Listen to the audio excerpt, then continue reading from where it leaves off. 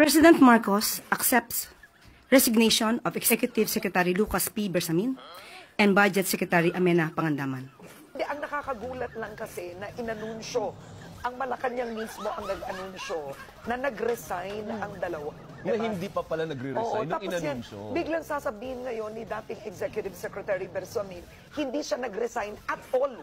Hindi yung nag-resign late, hindi siya nag-resign at all. Ganun. Ang akala ko, nag-resign siya after na inanunsyo. Never nagsumite si E.S. Bersamin ng resignation letter. Hanggang ngayon. Hanggang ngayon. So, siguro ang tanong doon, na kailangan na may paliwanag ng Malacanang, bakit ang sabi ng tagapagsalita, nag-resign out of delicadeza? Oo.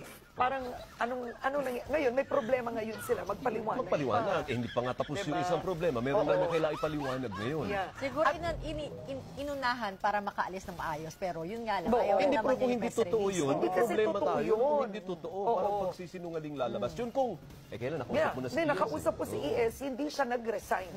Diba?